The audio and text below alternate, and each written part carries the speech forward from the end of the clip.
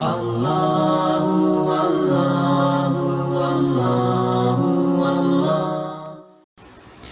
جو شخص سورہ تغابن کی تلاوت کرے گا اس کی موت اچانک نہیں ہوگی. یاد ہے سورہ تغابن میں کتنی آیات؟ 18 آیات ہیں. سودا برا تو نہیں ہے. 18 آیات پڑھیے اور اپنی موت کو موت فجأتن سے نکال دیجیے. اس لیے کہ پیغمبر جھوٹ نہیں بولتے. اللہ اکبر. اگر آپ نے فرمایا ہے یا آپ کے فرزندوں میں سے کسی امام نے فرمایا تو بالکل برحق. سورہ تغابن. سورہ تغابن کی تلاوت کا ایک فائدہ اپنی خدمت میں آ گیا. دوسرا فائدہ آج بیان کر رہا ہوں. سورہ تغابن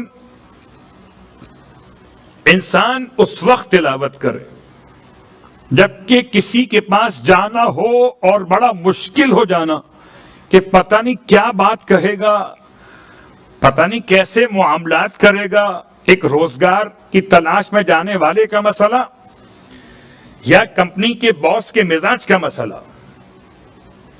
تو امام فرماتے ہیں کہ اپنی نمازوں میں, فریضہ نمازوں میں کوشش کرو کہ نماز میں سورہ تغابن کی تلاوت کرو.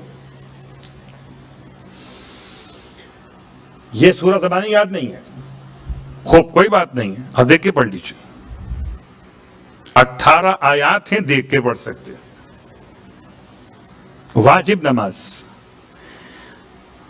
اس کے ساتھ ساتھ امام جماعت کا مسئلہ الگ ہے, ان کی بات مت کیجیے گا. آپ کا مسئلہ ہے, آپ کوئی نماز واجب گھر میں پڑھ رہے ہو اس میں پڑھ لیجیے سورہ تغابن. اگر آپ کہیں جانا چاہتے ہیں کہ جہاں آپ کو مسئلہ ہو سکتا ہے کہ آپ کے ساتھ مشکلات پیش آئیں, خوف کو ختم کرتا ہے سورہ تغابن. اور قیامت میں خدا سورہ تغابن کی شفاعت قبول کرے گا.